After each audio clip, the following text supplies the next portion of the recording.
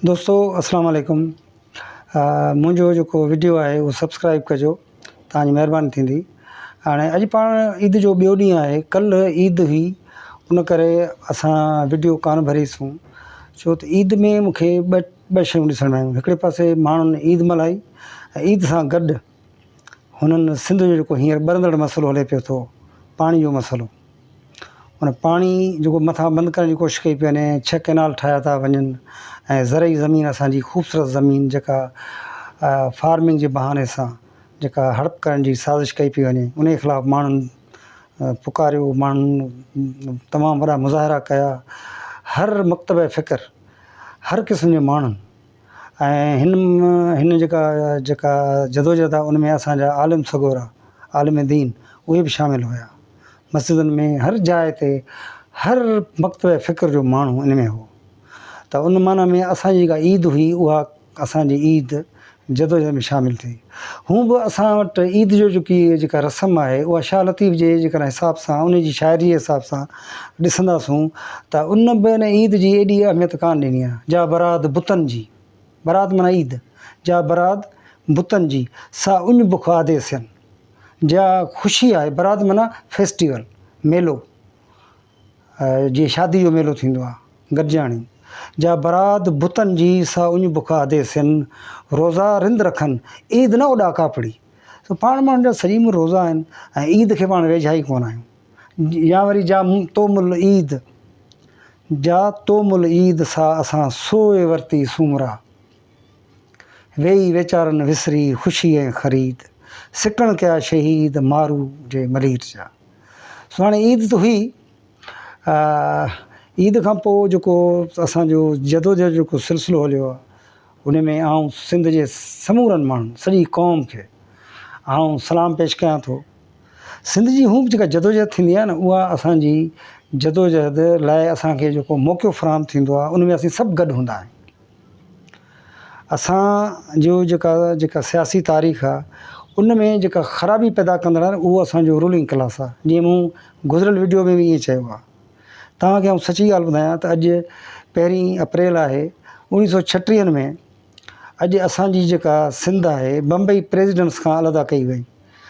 अलॻि करे जेको आहे सो 3 रुकनी हिकिड़ी कमेटी ठाही वई, जंहिंजो अॻुवाण सर शाहनवाज़ भुट्टो खे मुक़ररु कयो वियो। सर शाहनवाज़ भुट्टो खे 2 वज़ीर ॾिना विया। उन्हनि वज़ीरनि ऐं शाहनवाज़ भुट्टे जे मथां वरी अंग्रेज़ हिकिड़ो गवर्नर पंहिंजो जेको अॻे ई थापियलु हो, उन खे मुक़ररु कयो वियो त हाणे उहे 37 में इलेक्शन कराईंदा। 1937 में, यानी अप्रैल 36 में सिंध अलॻि थिए थी ऐं उन में बि ख़राबी थियो न। सिंध खे आज़ादु ऐं ख़ुदमुख़्तियार वतन जे तौर ते वठणु खपंदो हो, पर हिन में हिकिड़ी साज़िश लिकियलु हुई।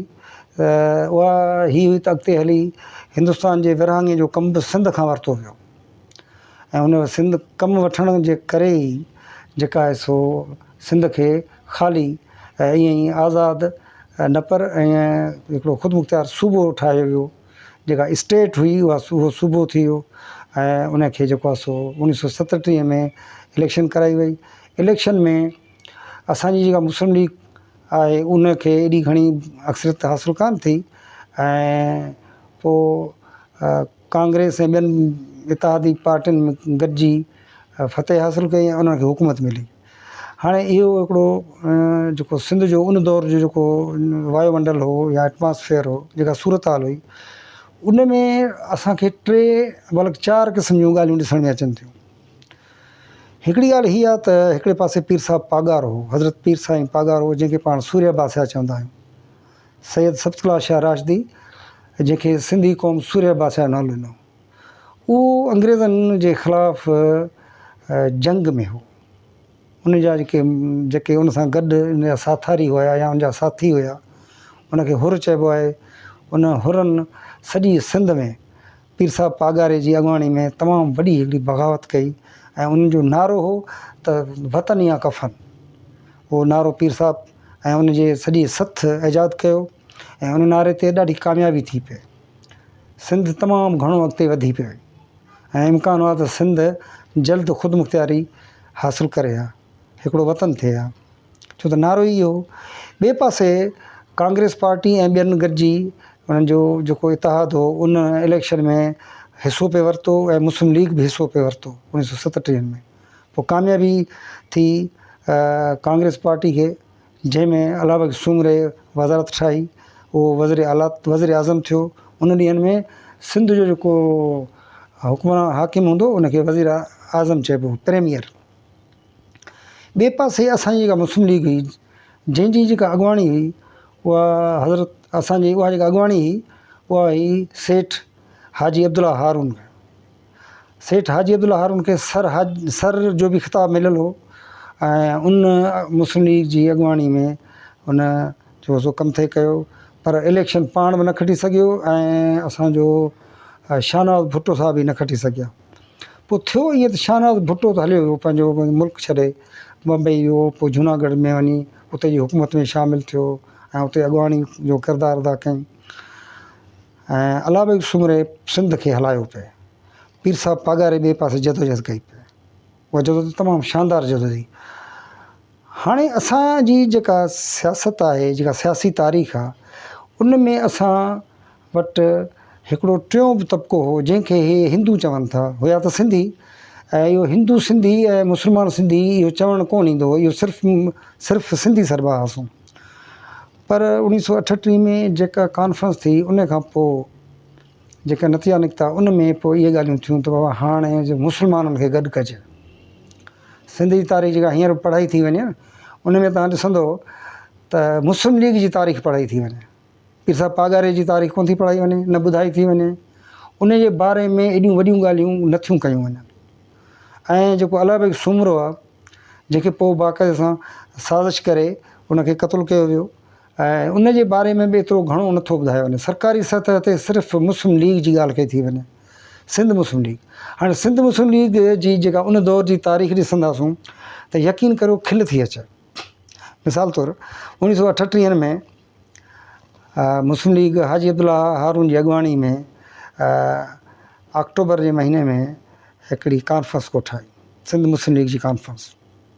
हाणे उहा सिंध मुस्लिम लीग कॉन्फ्रेंस जी जूं तयारियूं कीअं कयूं उन ते पीर अली मोहम्मद शाह राशिदी ॿुधाए थो उहे ॾींहुं उहे शींहं में त जेको आजाई तक़रीर करण लाइ मौलवी ग़ुलाम रसूल महर, जेको पंजाब जो दानिशवर हो, पंजाबी दानिशवर हो, उनखे लाहौर मां जहाज़ जो ओट मोट जो किरायो ॾिनो वियो ऐं हिते जेतिरा ॾींहं हुन तक़रीर ठाही या लिखी उहो हिते रहियो, ख़र्च बि ॾिनो वियो। ऐं उहा तक़रीर हुई उर्दू में। हाणे तक़रीर छा हुई, उहा बि हिकिड़ी खिल जी ॻाल्हि आहे। उन उर्दू तक़रीर जो पीर अली मोहम्मद शाह राशिदी ॿुधाए थो त उनजो अंग्रेज़ी में तर्जुमो वरी मूं कयो, छो त तक़रीर अंग्रेज़ी में करणी हुई ऐं सदारत क़ाइदत मोहम्मद अली जनाह खे करणी। पर मोहम्मद अली जनाह खे कंहिं न कंहिं हवाले सां लेट थी वई, उहो न अची सघियो। पोइ असांजो शेख अब्दुल मजीद सिंधी जेको आहे सो सीनियर सियासतदान हो, उन खां सदारत कराई वई। पोइ बाद में क़ाइदत बि पतो।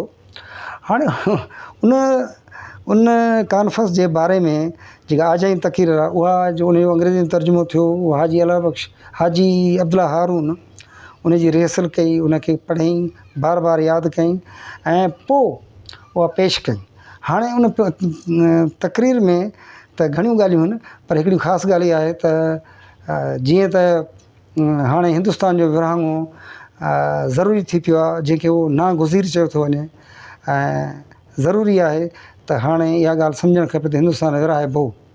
हाणे विरहाइण खां पोइ जेका सूरत हाल थींदी, मुस्लमाननि लाइ जेको अलॻि मुल्क थींदो, उन मुल्क लाइ मुंहिंजी ख़्वाहिश आहे त मां हींअर जीअं त मुंहिंजो सिजु लहण वारो आहे, ज़िंदगी जा आख़िरी ॾींहं आहिनि, ऐं मां पंहिंजे जहिड़े इहो जेको नओं मुल्क ठहे थो जंहिंजो नालो पाकिस्तान थींदो, उहो मां पंहिंजे सां ॾिसां।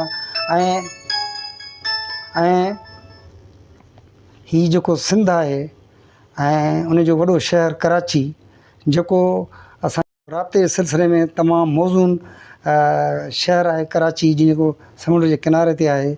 ऐं इहो शहर मां उन नए मुल्क जंहिंखे पाकिस्तान चयो वेंदो उन में शामिलु कयां। हाणे हाजी अब्दुल्ला हारून जी जेका इहा ॻाल्हि हुई, इहा ॻाल्हि ईअं हुई जो ॼण त हिन जी पंहिंजी सिंध जेका आहे सो हिन जी पंहिंजी जागीर हुई। सिंध में त ॿिया माण्हू हुया, हुकूमत हिन जी कान हुई, हुकूमत हुई अला बख्श सुमरे वारनि जी, कांग्रेस वारनि जी, जेके विरहाङे जे ख़िलाफ़ु हुया।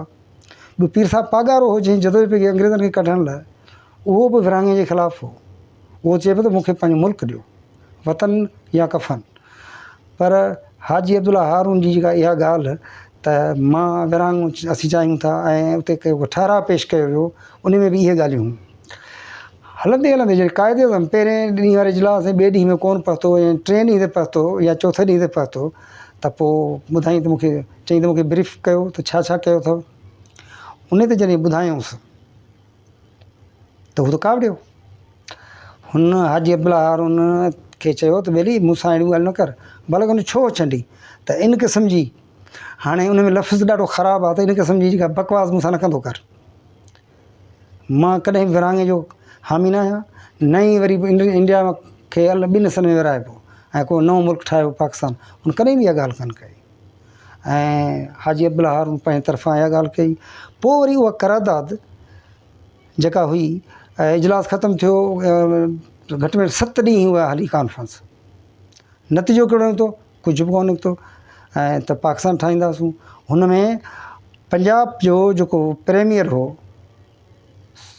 सरदार सिकंदर हयात, उहो बि आयल हो, जेको मुस्लिम लीग जो हुयो ई कोन, उन जी पार्टी हुई यूनियनिस्ट पार्टी। छोटू राम उन जो अॻुवाण हो ऐं पंजाब में त मुस्लिम लीग हुई बि कोन, पर उनखे बि घुरायो वियो हो ऐं चयो वियो त भई असां जेको आहे सो ही कॉन्फ्रेंस कयूं था, इन में तव्हां अचो। ॿिया माण्हू बि आया हुआ, बल्कि हिंदुस्तान मां बि कुझु वफ़द आया हुआ। उहा कॉन्फ्रेंस थी, उहा जॾहिं ख़तमु थी त क़ाइदे त हलियो वियो वापसि। ऐं हाजी अब्दुल्ला हारून ऐं पीर अली मोहम्मद राशिदी, शेख अब्दुल सिंधी, ऐं उन में ई पोइ साईं जीएम सैद बि शामिलु थियो मुस्लिम लीग में उन्हनि ॾींहंनि में। पोइ छा थियो त शेख अब्दुल मजीद सिंधी उन कॉन्फ्रेंस जा जेके ठहराउ हुया, जेके ॻाल्हियूं थियूं, जेके करारदादूं पेश कयूं, उहे खणी वञी पूना में मुस्लिम लीग जी मरकज़ी कमेटी जी जेका थी मीटिंग पूने में, उते उहा खणी वञी पेश कई, जेका हुननि पसंदि ई कोन कई। उहो त खिलिया हुन ते ऐं रदी टोकरी में उछलाए छॾियऊं। ऐं उते जेके हुआ उहो ग़लति दिमाग़ ॾिना विया त मुस्लिम लीग जी इहा सूरत हाल आहे ई कोन का। मज़े जी ॻाल्हि इहा त उन कॉन्फ्रेंस में इहा मुस्लिम लीग जेकी आहे सिंध में हुई, बल्कि सॼे पाकिस्तान में जेका मुस्लिम लीग हुई, उन में हिकिड़ी ॻाल्हि ॾिसण में आई आहे त अंग्रेज़ हिंदुस्तान ख़ाली करे, उहा ॻाल्हि आहे ई कोन का। सिंध मुस्लिम लीग कॉन्फ्रेंस में जेके करारदादूं पेश कयूं हुयूं, उन में इहो हुयो ई कोन त हिंदुस्तान ख़ाली कयो। हिंदुस्तान खे विरहायो, विरहाङो थिए, ॿ हंध कयो, हिकिड़ो कयो मुस्लमाननि जो मुल्क ऐं ॿियो भली इंडिया हुजे, हिकिड़ो हिंदू इंडिया, ॿियो मुस्लिम इंडिया। हाणे इन जे सिलसिले में इहा कॉन्फ्रेंस थी, जेका 8 ॾींहं हली। ऐं मोहम्मद अली जनाह जेको मुस्लिम लीग जो अॻुवाण थियो बाद में, उनखे बि उन करारदादनि मां जेको आहे सो कावड़ आई, उहो नाराज़ थियो। उन मोहम्मद इनखे सेठ हाजी अब्दुल्ला हारून खे उन बाक़े सां छंड पटी त इन क़िस्म जी जेका आईंदा मूंसां ॻाल्हियूं न कंदो कर। सो अॼु जी वीडियो इहा आहे दोस्तो, इहा पसंदि अचे त लाइक कयो ऐं सब्सक्राइब कयो ऐं कमेंट्स कयो। तव्हांजी वॾी महिरबानी।